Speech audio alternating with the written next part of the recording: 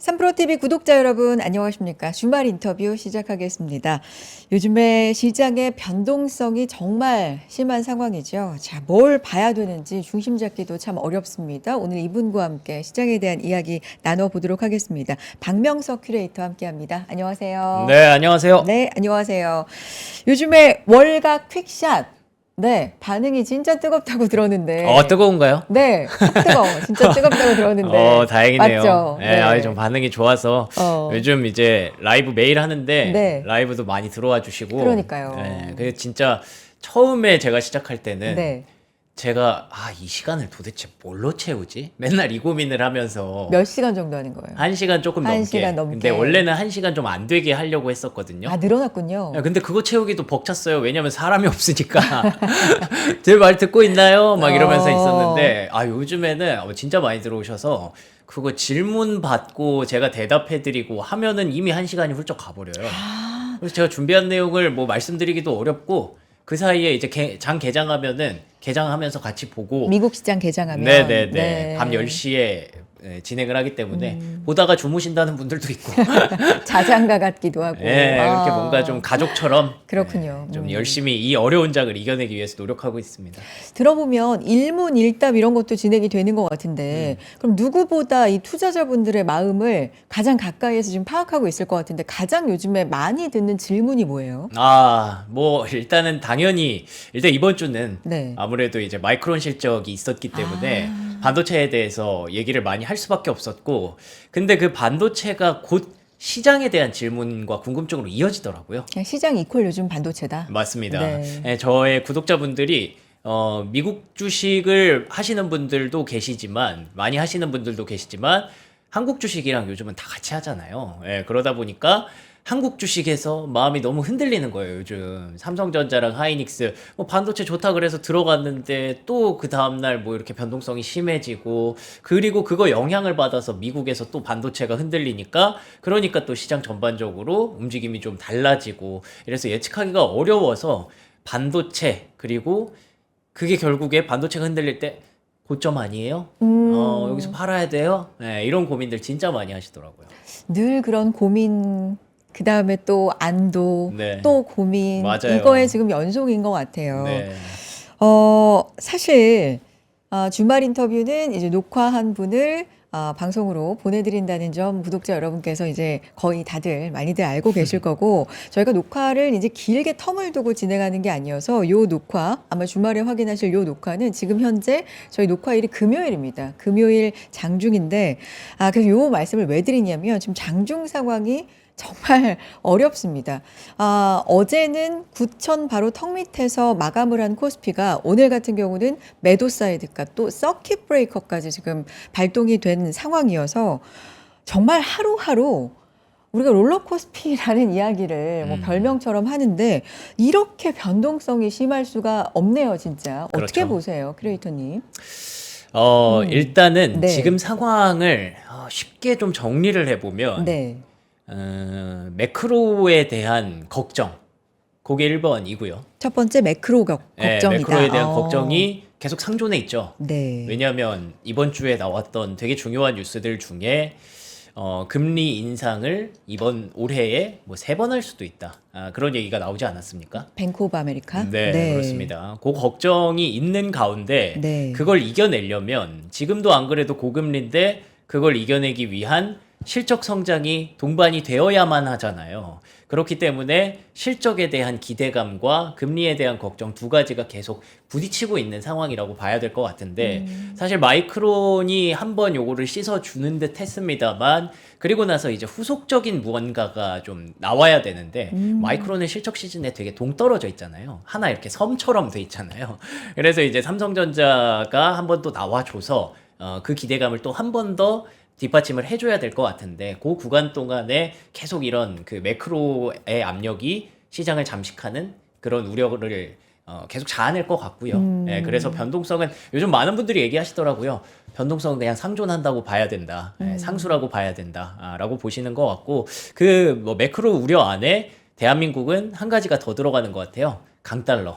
강달러. 예, 달러가 너무 강하고 네. 그런데다가 엊그제였나요? 이제 베센트 재무장관이 강달러를 나는 좋아한다라고 공식적으로 얘기를 해버렸어요. 근데 원래 트럼프 정부는 맞아요. 달러 약세를 지지한다. 네, 그러니까 그렇죠. 추구한다. 네. 이렇게 알고 출발한 정부인데, 그죠?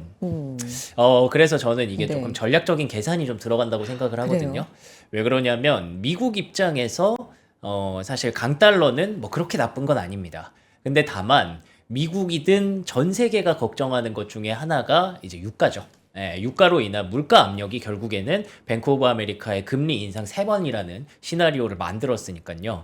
근데 여러분 뭐 잘 아시겠지만 매크로에 대해서 어느 정도 아시는 분들은 아시겠지만 달러의 강세는 곧 유가의 압박을 의미합니다. 예, 그렇기 때문에 약간 의도적으로 강달러를 좀 만들고 사실 뭐 재무부 장관이 나 강달러 좋아해 한다고 해서 달러가 펀더멘털이 막 강으로 가고 그런 건 아니잖아요. 근데 어쨌든 그런 그 계속 시그널을 줄 수 있는 거잖아요. 그런 압박으로 인해서 유가를 계속 누르고 싶은 것 같아요. 네. 예, 그래서 이번 주에 나타났던 큰 변화 중에 하나가 국제 유가가 네. 69달러까지 WTI 기준으로 떨어졌었고 네. 그렇게 함으로써 이제 어떤 중간 선거 준비라든지 이런 것까지 쭉 이어가고 싶은 그런 마음이 있는 것 같습니다. 네. 근데 그걸 용인해 버리니까 대한민국 증시 입장에서는 이제 외국인 수급 문제가 발생을 하는 거죠.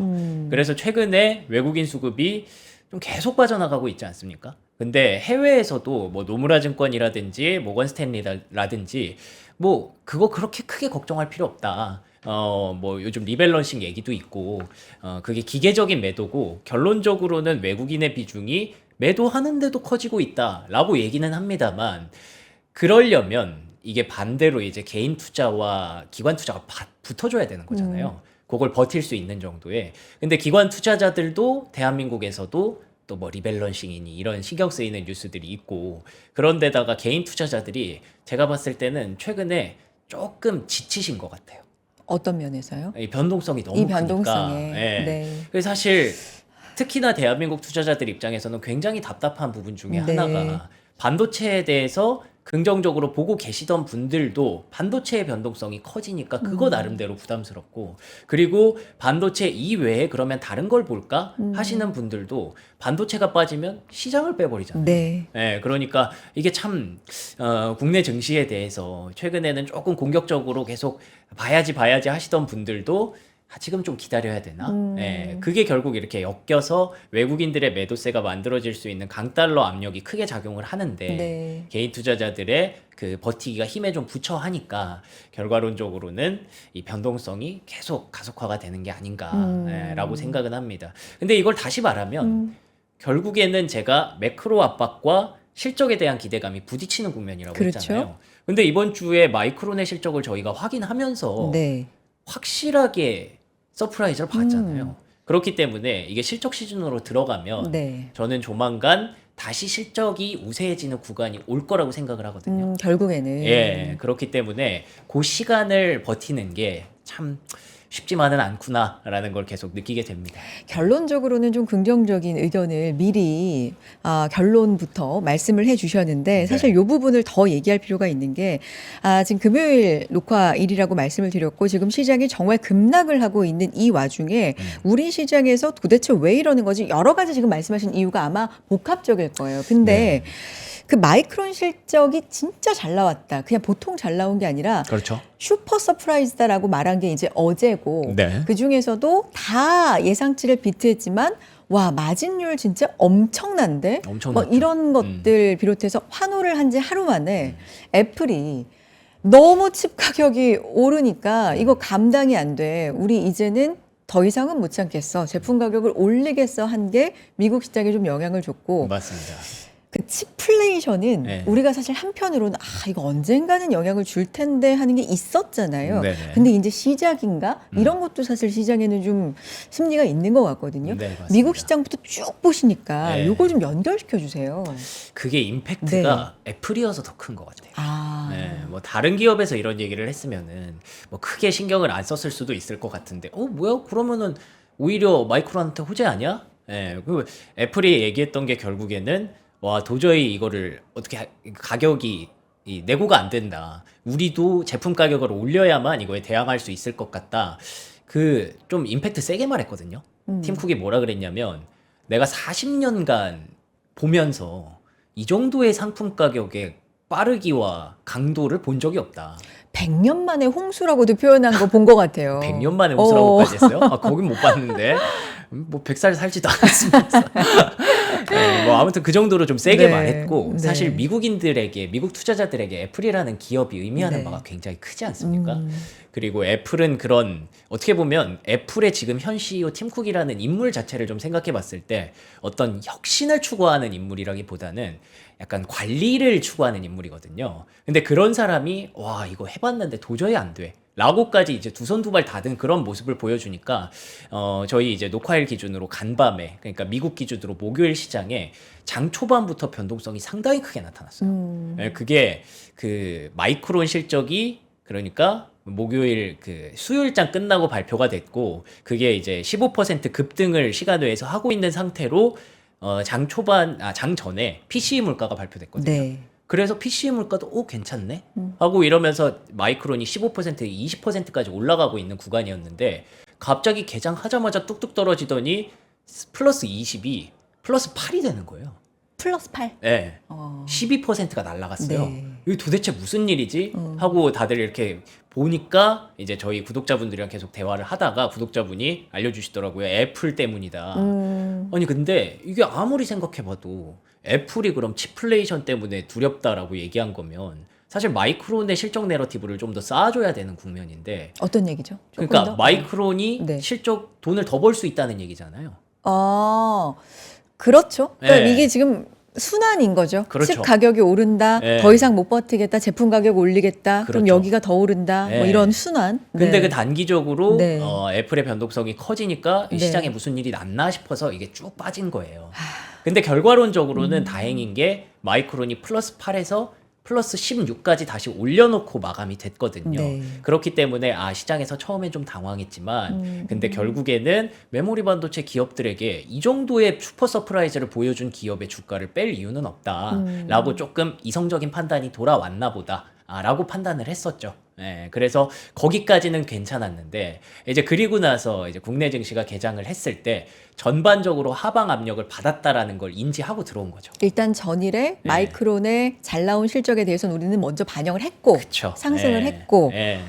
그리고 여러 가지 상황이 겹쳤는데 그 이슈까지도 이제 겹쳐서 네. 좀 하락을 부르는 거기다가 네. 이제 아까 말씀드렸다시피 강달러의 압박을 우리는 계속 노출되어 있고 수급적으로 오늘 또 뭐 금요일이기도 하고 이번 주에 다들 조금 지쳐갔던 부분들이 있고 이런 것들이 지금 복합적으로 작용해서 저가 매수가 계속 좀 부진하다라고 봐야 될 것 같은데 결론적으로 여기서 또 솔루션으로 접근을 해보자면 이렇게 되면 사실 우리가 궁극적으로 걱정하는 건 뭐냐면 칩플레이션이 오고 이 칩을 결국 이 칩 기업들이 돈을 이렇게 많이 정말 놀라운 85%의 그런 이익률을 내고 있다는 거는 다시 말하면 완전히 슈퍼 갑질을 하고 있다는 뜻이잖아요. 이게 사실 근데 그 마이크론이 3위 기업인데 네. 3위가 그 정도 이 정도 그렇죠. 실적이면 네. 우리 1, 2위는 어느 정도야? 지금 이런 기대감이었는데 그죠? 이번에 마이크론 실적을 보시면요. 그 생산량이 늘어난 게 아닙니다. 네. 아시는 것처럼 캐파는 그대로 유지가 되고 있어요. 근데 거기에서 매출이 4.5배가 늘었어요. 양이 똑같은데 매출이 4.5배가 늘었다는 거는 이거 쉽게 말하면 내가 10,000원짜리 빵 팔다가 이거 뭐야 2만 원 해도 사네? 3만 원 해도 사네? 45,000원을 해도 사네? 그만큼 귀해지고 모자라니까. 네, 그죠? 그러면서 이제 그들이 얘기했던 게 2027년까지는 쇼티지 지속될 것 같고 네. 내 이 쇼티지가 언제 끝날지 나도 예상이 안 된다라고까지 얘기를 했거든요. 네. 그 정도로 슈퍼 갑질을 하면서 이렇게 실적 전망치를 높여놓은 건데 애플이 이렇게 손을 드네? 내가 힘들다고 얘기를 하네? 그러면서 거기다가 마이크로소프트가 엑스박스 가격을 또 올렸거든요. 네. 거기다가 또 일론 머스크가 네. 트위터에다가 그걸 받아 적으면서 나도 그렇게 생각해. 나도 좀 심하다고 생각해. 이런 얘기를 했어요. 이 뭔가 이 빅테크 기업들이 캐펙스를 계속 쏟아 부어야만 이 반도체, 메모리 반도체 기업들이 계속 이렇게 슈퍼갑이 될 수 있을 텐데 이들이 자꾸 이렇게 불평을 얘기하고 뭔가 소극적으로 나오게 된다면 일단 단기적으로는 뭐야 애플 이렇게 가격 올리면 이거 안 팔리는 거 아니야? 부터 시작해서 그렇게 되다 보면 이들이 불만을 계속 갖고 뭔가 대안을 제시할 수도 있겠구나 네. 라는 생각도 하게 되는 거고요. 그리고 결국에는 그 AI 캐펙스가 최근에 늘어나면 늘어날수록 좋고 늘어날 수밖에 없다라는 가정으로 여기까지 오지 않았습니까? 그렇죠. 근데 최근에 또 차입을 했잖아요. 아, 네, 계속 애플은 안 했지만 애플은 안 했지만 알파벳이 있죠. 맞습니다. 알파벳이 있고 엔비디아가 있고. 뭐 거기다가 갑자기 또 스페이스X까지 꼈고 그러니까요. 예. 그러면 너희들 현금이 조금 소진되고 있나 보다. 그러면은 거기서 차입까지 해서 캐펙스를 투자하는 건데 네. 이렇게 되면은 캐펙스도 조금씩 꺾이는 거 아니야? 라는 우려로 가는 거죠. 네. 예. 그렇게 해서 그게 이제 복합적으로 시장 전반적으로 생각을 자꾸 하게 만듭니다.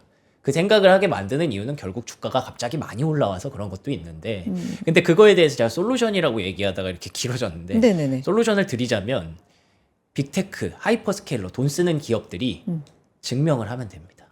자기네들도 돈을 벌고 있다. 그렇죠. 어. 예. 지금까지의 내러티브는 왜 올해 초부터 조금 조정이 나오기는 했지만 M7이 근데 작년까지는 막 구글 뭐 TPU 만든다고 하고 엄청 좋아하고 예, 되게 그 M7에 대해서도 하이퍼스케일러에 대해서도 AI 투자를 많이 하는데 야 이거 잘하는 거야 이러면서 되게 박수 쳐줬거든요. 근데 지금은 구글 주가가 많이 꺾였어요. 그 배경을 생각을 해보면 저는 정확히 그 타이밍이랑 겹친다고 생각하거든요. 네. 차입을 하기 시작했느냐 안 했느냐. 예. 그 즈음부터 시작해서 이번 올해에 들어와서는 돈 버는 기업은 이렇게까지 많이 버는데 돈을 쓰는 기업들은 이렇게 차입을 해서라도 해야 되네. 네. 근데 금리가 또 높아졌잖아. 전쟁도 터졌잖아. 물가도 쉽게 안 내려가잖아. 그럼 이 차입하는 기업들의 프리캐시 플로우가 줄어드는 걸 우리가 보고 있는데 그럼 이들이 과연 그걸 할 수 있어? 몰라. 그래도 얘네는 돈을 벌 거니까 계속 캐펙스를 늘릴 거니까 그러니까 AI 하드웨어는 반도체는 계속 갈 거야 라고 했지만 이제는 애플까지 그런 모습을 보여주니까 시장 전반의 내러티브가 충분히 흔들릴 수 있는 구간이었던 거죠. 예, 그래서 그거를 아까 말씀해 주신 대로 이제는 그러면 캐펙스를 계속 늘려서 박수 받을 수 있는 구간은 아니에요. 예, 그렇다고 해서 심지어 AI 하드웨어 기업들도 야 쟤네 캐펙스 저렇게 늘리다가 또 차입해서 갈 건데 이거를 계속 좋다고만 우리가 얘기할 수 있어 라고 생각할 거예요. 네. 그렇기 때문에 이거 유일한 솔루션은 구글이라든지 아마존이라든지 마이크로소프트 같은 기업들이 저희 이렇게 돈을 썼더니 돈을 많이 벌기 시작했어요. 네. 네, 많이도 아닙니다. 그래도 수익이 조금씩 나기 시작했어요. 이런 것들을 조금씩 보여주고 그거를 이제 사실 제가 봤을 때 이번 실적에서 숫자로 찍기는 좀 어렵다고 생각을 하거든요. 그래도 이제 컨퍼런스 콜에서라도 그런 걸 얘기를 할 수가 있겠죠. 우리 이런 청사진을 갖고 있고요. 생각보다 구체적으로 뭔가 이렇게 제시를 해주면 그러면 또 이제 시장에서는 너희 그래서 이렇게 캐펙스를 많이 썼구나. 앞으로도 많이 쓸 수 있겠구나. 라고 인정을 하면서 시장의 내러티브가 좀 살아나지 않을까.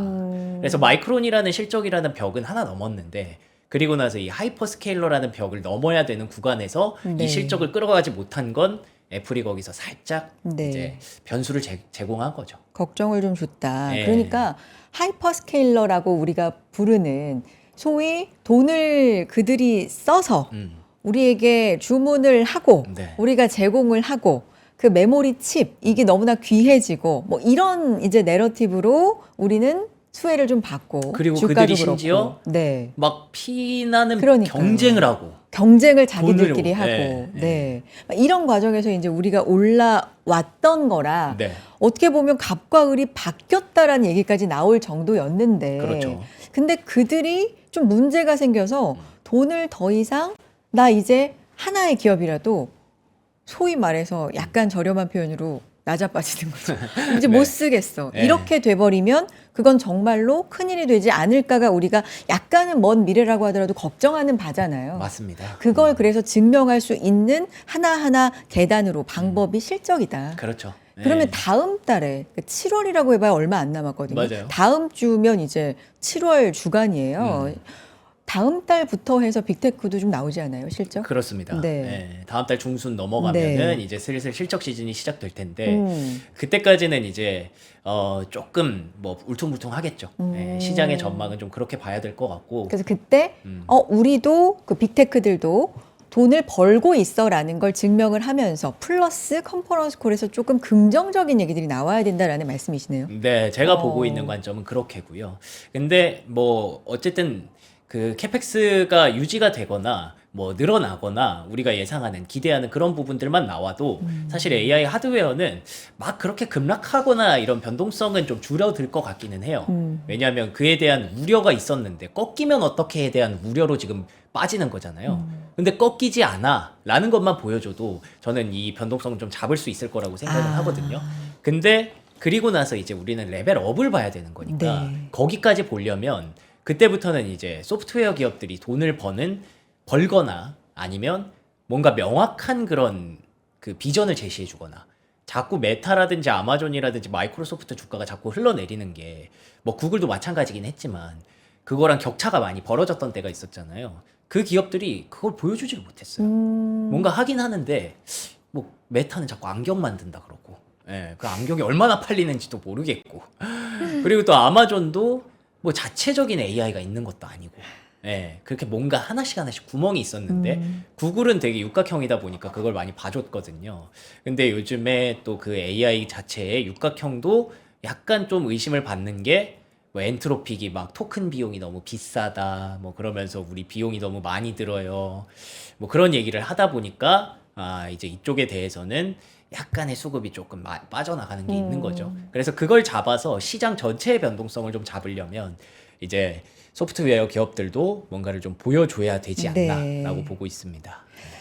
박명석 크리에이터는 이제 월가 퀵샷을 통해서 많은 미국의 시장에 대한 정보도 정말 자료를 많이 갖고 있고 한국 시장에 대해서 대비로도 또 많은 정보를 이제 제공을 구독자분들에게 해주고 계시니까 지금 필요한 자료가 혹시 우리 대화 나누다가 있으면 네. 중간중간 또 보여주시면 네네. 좋을 것 같고 말씀해 주신 바는 빅테크들이 일단 투자가 좀 꺾이지 않는다. 요 정도만 7월부터 해서 보여줘도 네. 시장은 좀 안정을 찾을 것이다. 라는 말씀이신데 저는 이렇게 생각해요. 그래도 미국 시장을 보면 네.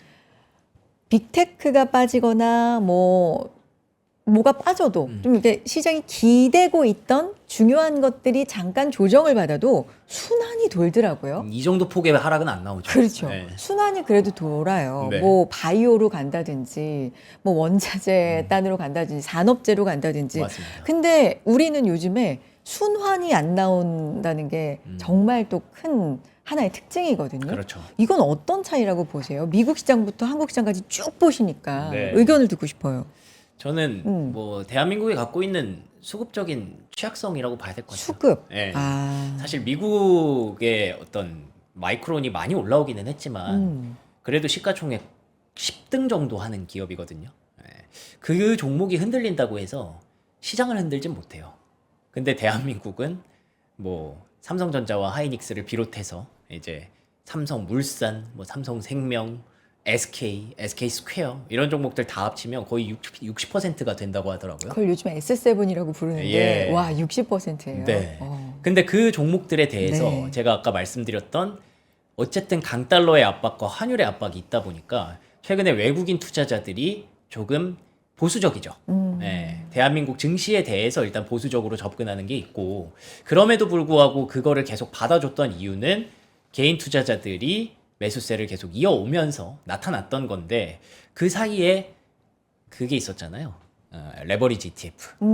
그게 들어오면서 이게 뭐 그래 그냥 사도 되지 뭐 떨어지면 계속 사야지 하면서 하루에 1, 2%씩 뭐 하락했다가 그걸 말아 올리고 그런 그림이 아니라 한 번에 하락을 만들 때 4, 5%부터 시작을 해버리니까 그러니까 이게 개인 투자자들의 자금이 이거 사도 되나?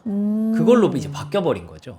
이제 제가 봤을 때는 그 심리 자체가 조금 흔들리기 시작한 것 같습니다. 네. 그리고 이런 하락이 평소 같았으면 한 달에 한 번 정도 오고 지나갔을 건데 네. 6월 들어와서 전체적인 시장의 분위기가 뭐 리밸런싱도 있다 그러고 그러니까 막 2번씩 이렇게 급락이 나오니까 이러면 어쩌면 꼭지일 수 있겠다라는 우려에 개인 투자자들의 수급이 조금 잠기기 시작한 것 같아요. 네. 예, 그래서 이게 결국에는 전반적인 수급으로 살아나지 않는 거죠.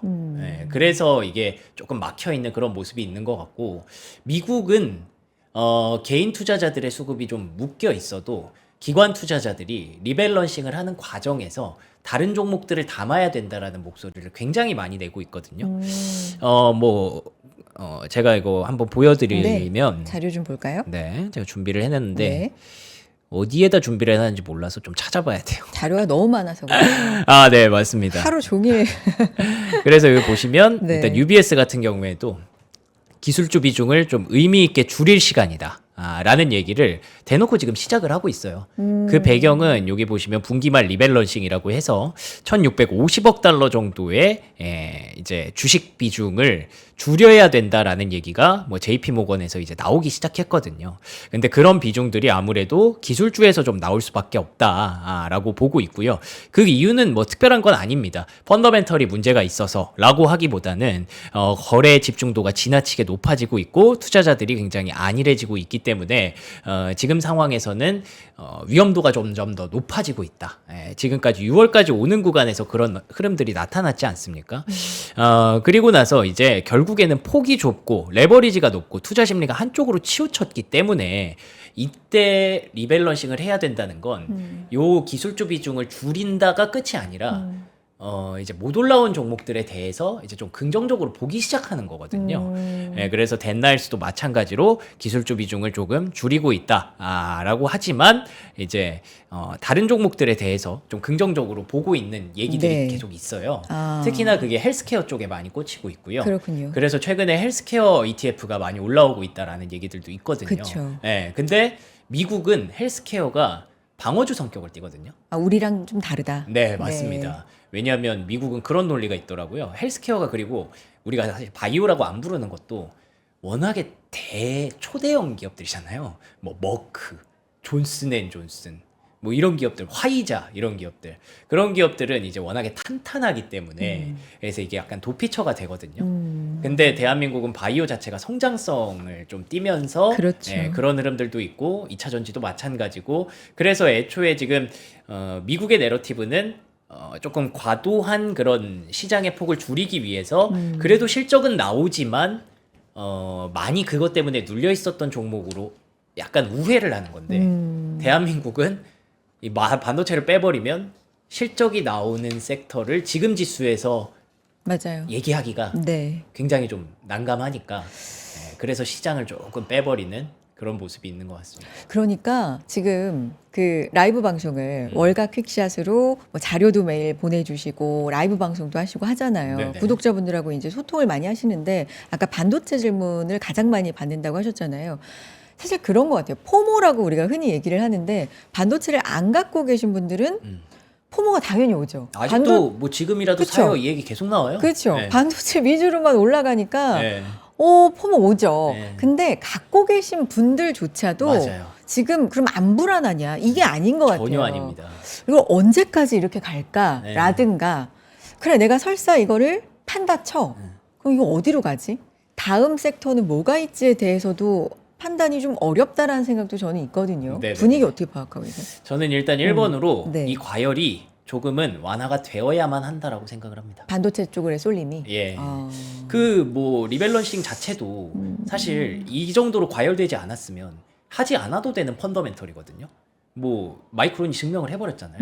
근데 그 과열로 인해서 이 기관 투자자들의 어떤 움직임을 아까 봤을 때 지금은 리스크를 내가 굳이 지고 싶지 않아 라고 해서 빠지는 거기 때문에 그런 그 지금 상황이 실제로 그렇게 가고 있죠. 개인 투자자들이 대한민국뿐만 아니라 미국에서도 약간은 지금 조금 부담감을 느끼기 시작했대요. 뭐냐면 막 물어봤대요. 지난 분기랑 이번 분기까지 여기 자료 보시면 알리안츠 설문조사에서 지금이 투자하기 좋은 시기냐라고 물어봤을 때 25%밖에 안 된다는 거예요. 지난 분기 35%나 됐었는데 투자자 절반은 포트폴리오 위험을 줄이고 있고 뭐 경기 침체 올 수도 있고 변동성이 너무 커서 지금 불안해서 나 못 갖고 있겠다라고 생각하는 사람들이 늘어나기 시작한 거죠. 그래서 이게 어떻게 보면은 지금은 건강한 조정으로 저는 가고 있다라고 생각을 하거든요. 예. 그래서 이 흐름이 조금 멎어들고 그리고 나서 대한민국에서도 이런 것들이 반복되다 보면 최근 들어서 그래도 좀 나타나는 게 뭐 코스피가 무너지더라도 코스닥에서 일부 움직임들이 조금씩 관측이 되더라고요. 그래서 오늘 같은 경우에도 사실 장 초반만 해도 코스닥의 IT 소부장이라든지 괜찮았어요. 네, 바이오 네. 종목들이라든지 좀 괜찮은 흐름들이 네. 있었는데 코스피가 변동폭을 워낙에 확대하니까 여기까지 맞아요. 같이 눌러버리는 흐름이 있었죠. 그래서 이 코스피의 변동성이 이 정도까지 확대되는 그림들을 어떻게 하면 좀 줄여놔야 될 것 같습니다. 예, 그게 먼저야 될 것 같고 그거는 저는 시간이 해결해 준다고 보고 개인 투자자들도 어느 정도 최근에는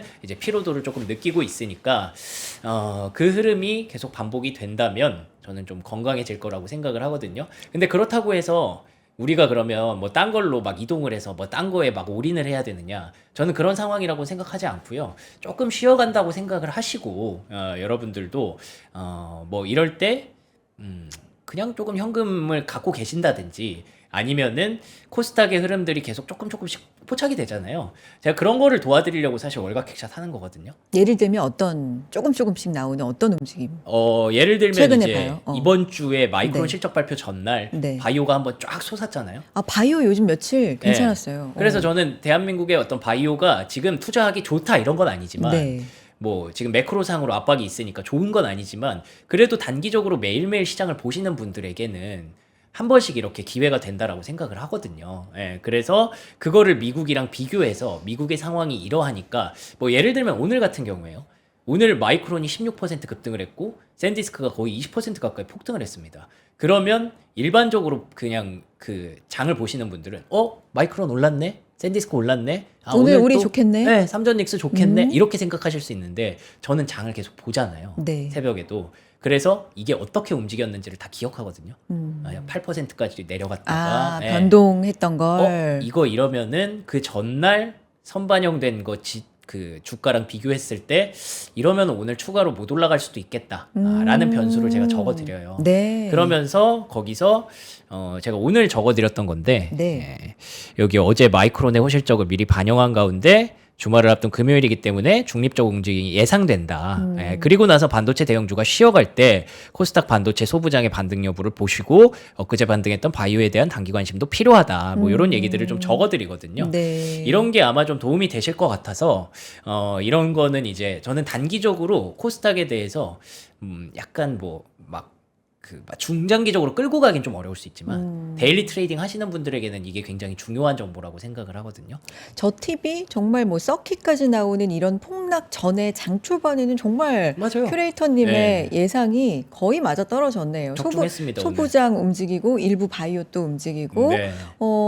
반도체 좀 쉬고. 네.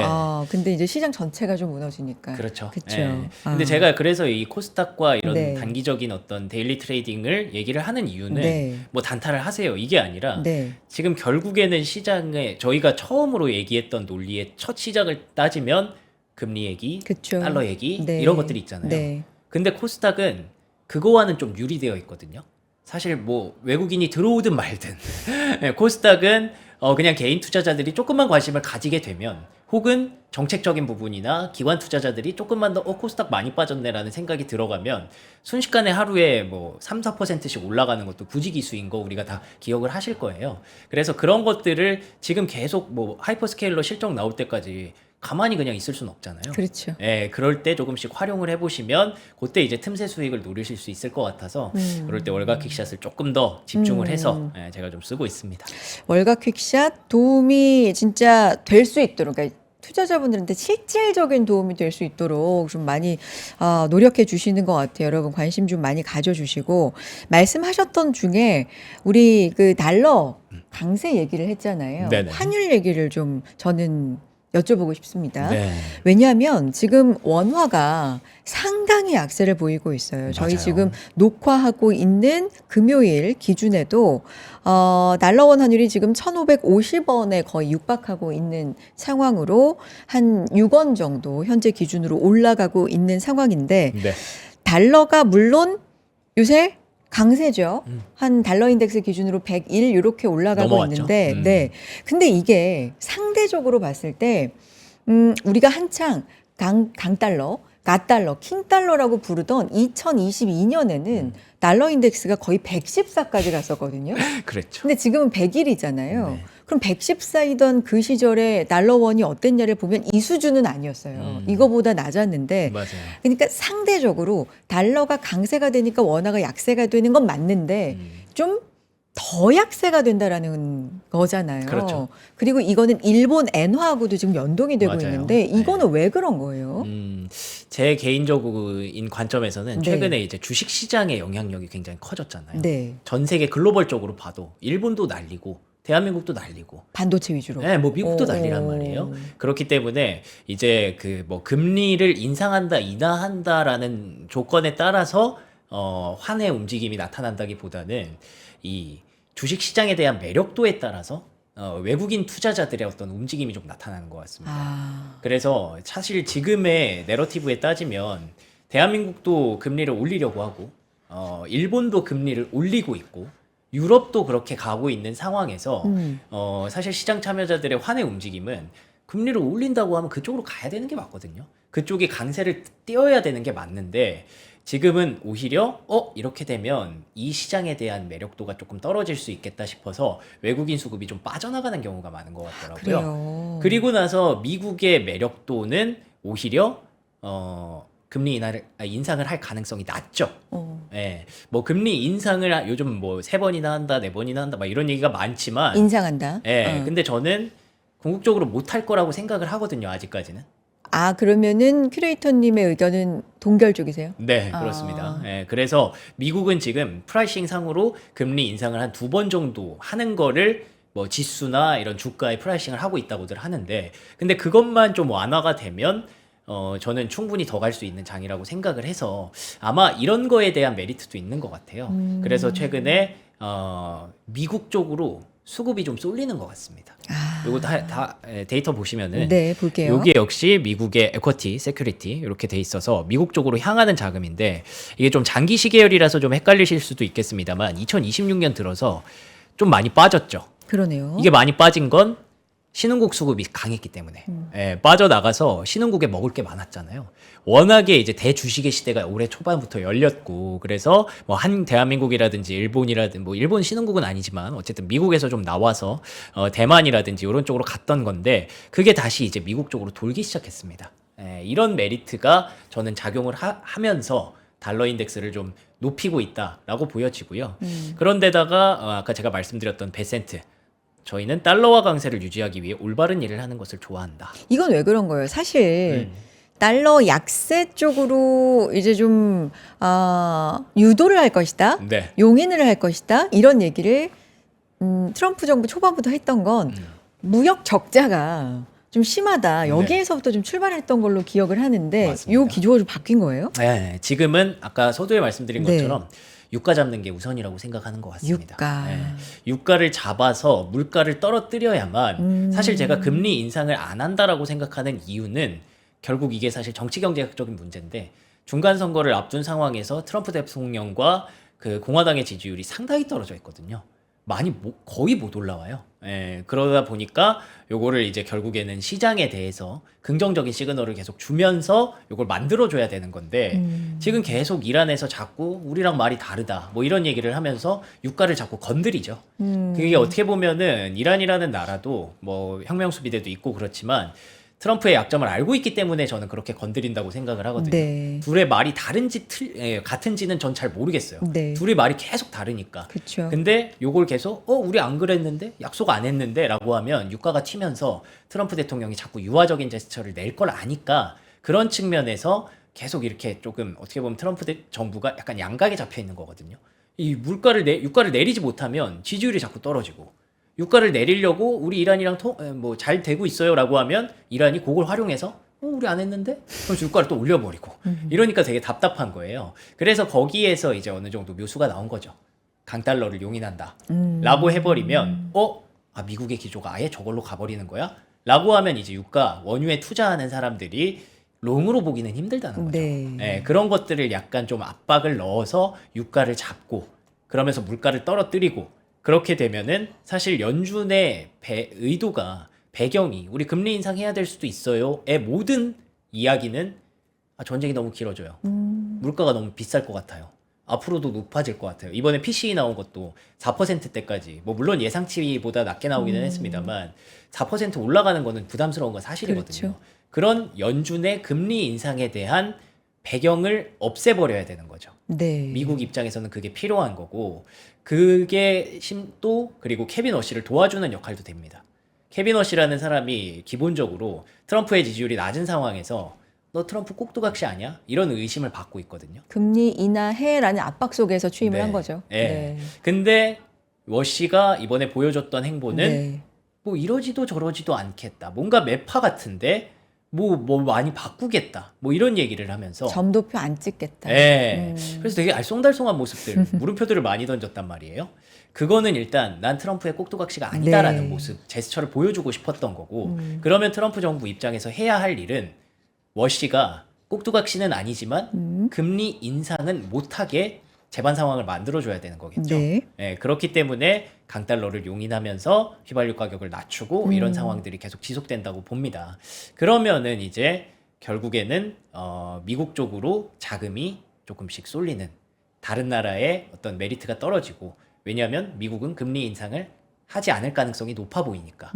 그래서 미국 쪽으로 자금이 아까 보셨다시피 조금씩 들어오는 그런 환경이 나오고 그러면 미국 시장은 그래도 좀 계속 버틸 가능성이 있고 그러면 이제 트럼프 대통령은 그림이 좀 완성이 되는 거겠죠. 당분간은 원화 약세는 좀 지속될 가능성이 그렇죠. 있다라고 보시는 거네요. 우리가 아무리 잘해도 이건 조금 막기는 쉽지 않죠.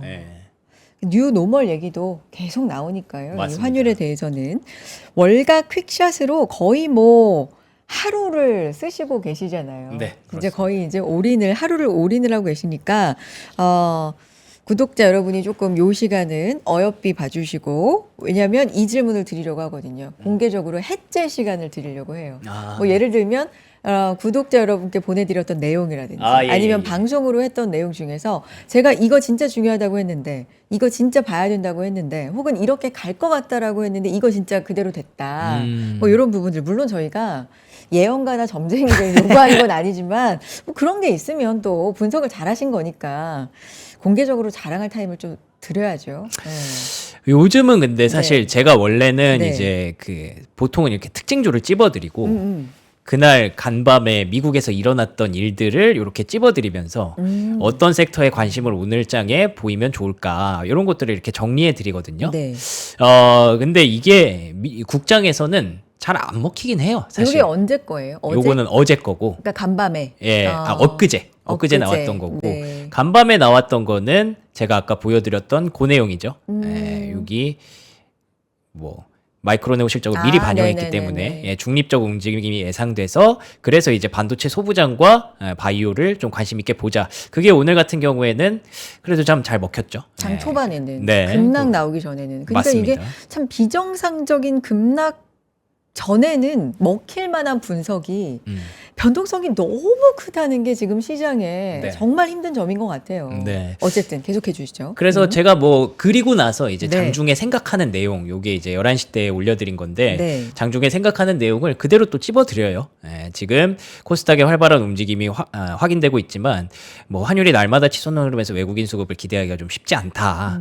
그리고 개인 투자자들도 힘이 좀 떨어지는 것 같다. 그래서 저의 생각들을 이렇게 계속 정리해드리고 중장기 관점과 어떤 단기적인 관점에서 이렇게 나눠서 중장기 관점은 계속 반도체를 들고 가야겠지만 단기 관점에서는 외국인 강달러 이야기를 좀 드리면서 종목군을 좀 찾아야 된다. 그래서 코스닥의 힘이 좀 필요하다. 그래서 이런 단기적 관점을 월가 퀵샷을 통해서 계속 잡아드릴 예정이니까 뭐 이렇게 조금 위로도 좀 해드리고 이런 식으로 말씀을 드리는데 이게 결국에는 지금 난 모르겠고 그냥 삼성전자 하이닉스 살래 이런 장이 계속 지속되면 사실은 뭐 의미는 없어질 수도 있는데 저는 개인적으로 6월에 어떤 변곡점이 만들어지면서 그 장은 이제 상반기를 이후로 조금씩 멀어질 거라고 생각을 합니다.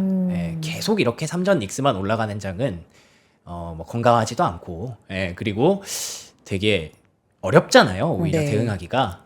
그 어려움을 지금 우리가 6월에 굉장히 뼈저리게 느끼고 있잖아요. 그래서 개인 투자자들이 이제 조금씩 다른 생각을 하게 되는 구간에서는 저희 월가 킥샷이 굉장히 큰 도움을 줄 거라고 생각을 하거든요. 네네. 아까 말씀해 주셨다시피 미국은 이미 반도체 쉬면 이거 가야지 하는 종목들이 계속 나와요. 맞아요. 매일매일 그런 것들이 나오는데 그거를 원래 활용을 해서 국장에서 활용을 해야 되는데 이 상반기에는 그게 조금 맞지 않았지만 하반기부터는 이제 그런 흐름들을 여러분들이 아마 굉장히 절실하게 필요하시게 될 거라고 생각을 해요. 그래서 그거 한번 주목해 보시면 좋을 것 같습니다. 계속 월가 퀵샷을 함께 해주시고 저런 커멘트도 받아보시고 생방송도 함께 하면서 일문일답 이런 것도 호흡을 하시면 너무 좋을 것 같은데 네. 그래서 그 다음이 뭐가 갈까로 좀 넘어가 본다면 다음에 반도체를 근데 전문가들이 괜히 사실 좋다고 하는 건 아니잖아요. 그럼요. 사실 숫자가 나온다는 건 굉장한 든든함이고 네. 강점이죠. 그리고 계속 좋은 얘기들이 나오잖아요. 뭐 여러 가지 투자 얘기라든지 뭐 하이닉스도 상장이라든지 삼성전자 같은 경우도 파운드리도 좋아질 수 있다는 얘기들, 투자 얘기들. 이거는 근데 좋은데 여기만 계속 갈 수도 없고 이제는 투자자들이 다른 데로도 눈을 돌리고 싶은데 네. 돌릴 때가 어딘지 모르겠다는 거죠. 음. 그런 부분에 있어서 미리 좀 팁을 주신다면 여기가 미국 시장하고 연관시켜 보면 다음 타자일 가능성이 높아요. 네. 어떤 게 있어요? 일단 첫 번째로 네. 말씀드릴 수 있는 건 네. 반도체라고 쓰기보다는 AI 하드웨어 안에서 우리는 이겨내야 된다고 봅니다. 어떤 얘기죠? AI 하드웨어 그러니까 반도체를 중심으로 한 AI 하드웨어 sek터 그러니까 미국은 반도체도 좋지만 하드웨어 섹터가 굉장히 넓잖아요. 그게 확장이 돼서 뭐 CPU로도 가고 광통신으로도 가고 그리고 전력 반도체로도 가고 우리는 반도체 하면 그냥 메모리 딱 이렇게 거기서 끝나는데 맞아요. 미국은 반도체 그 개념 자체가 넓거든요. 그리고 뭐 블룸 에너지 같은 기업도 있고 그리고 크레도 테크놀로지 같은 기업도 있고 이 연결이 굉장히 중요해지니까 그리고 또 요즘에는 ESS도 고개를 계속 들고 있고 그런 흐름들이 굉장히 확장되고 있는 가운데 미국이라는 나라 자체가 최근에는 어떤 소비의 나라라기보다는 투자의 나라로 완전히 바뀌었잖아요. GDP 성장률 뜯어보면 계속 투자 들어오거든요. 그걸로 인해서 GDP가 계속 높아지는 거거든요. 그래서 그런 상황에서 결국 이 반도체 아까 말씀해 주신 것처럼 이 숫자를 이렇게 놀랍게 보유하고 있는 반도체를 항상 저는 계속 중심에 갖고 있어야 된다라고 보는데 근데 여기서 이 상반기에 좋았던 AI 하드웨어 중에서 상반기에 좋았던 섹터들을 보자면 여기 보면 샌디스크, 웨스턴 디지털, 마이크론 그리고 시게이트까지는 메모리 반도체가 맞거든요. 근데 여기 보시면 ARM이 3등으로 들어옵니다. ARM. 요 ARM과 인텔, AMD 요 세 가지는 CPU가 그만큼 미국에서는 중요하구나. 라는 거를 인지하기 시작했다는 거죠. 이런 흐름들이 결국에는 메모리 반도체 이후를 이미 얘기해주고 있고요. 그리고 마벨 테크놀로지와 루멘텀 같은 종목들을 봤을 때 이제 광통신도 그만큼 중요하다라는 걸 보여주고 있고요. AMAT, 어플라이드 머티리얼즈. 그래서 제가 최근에 소부장을 더 강하게 좀 말씀을 드리는 거거든요. 장비. 장비 쪽에서는 이렇게 흐름들이 나올 수밖에 없다라는 점에서 단순히 그냥 메모리 반도체 삼성전자 하이닉스에서 끝나는 게 아니라 거기서 계속 확장되고 있는 흐름이 미국에는 나오고 있다라는 걸 첫 번째로 아시면 좋을 것 같고요. 네. 자, 그리고 두 번째로는 금리 인하와 금리 인상에 대해서 얘기를 했었는데 네. 결국 금리 인상이 지금 계속 우려가 되는 거는 인플레이션과 유가 압박이었잖아요. 근데 그 유가 압박이 최근에 많이 완화가 되고 아까 말씀드렸던 대로 강달러의 어떤 큰 목적이 유가를 좀 누르기 위한 목적이라고 생각을 하거든요. 그러면 이게 어떤 화면이냐면 3분기에는 어쩌면 디스인플레이션이 올 수 있다라고 얘기를 해요. 네, 이게 이제 IM증권의 자료를 제가 잠깐 가져왔는데 디스인플레라는 건 네, 인플레이션이 내려가고 그렇죠. 네.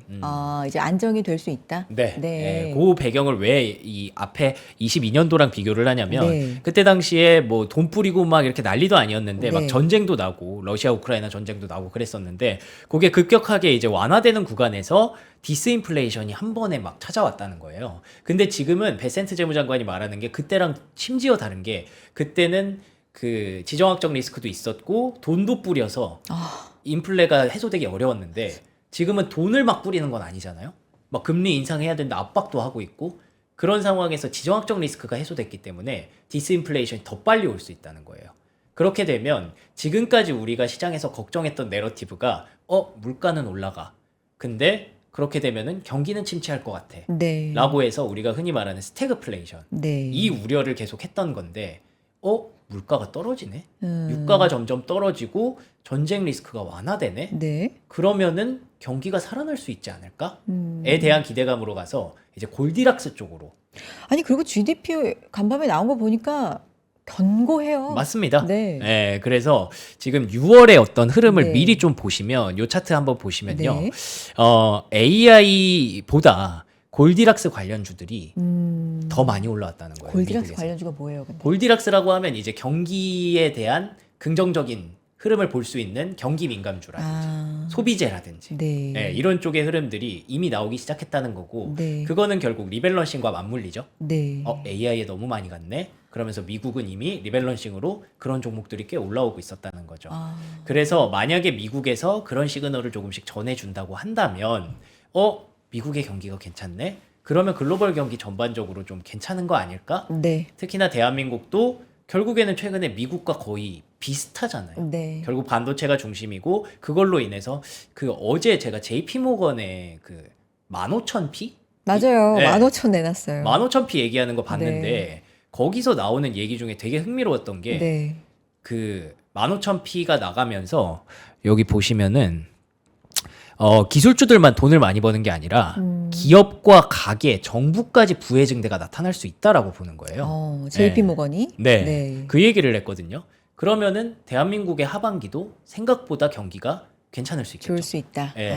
그래서 그런 것들이 좀 연계되어서 이제 단순히 메모리 반도체뿐만 아니라 반도체 AI 하드웨어 섹터로 범위를 좀 넓혀갈 수도 있을 거라고 보고 그리고 이 골디락스 관련된 섹터들이 조금씩 움직일 가능성이 높기 때문에 그런 거를 많이 좀 잡아드리려고 합니다.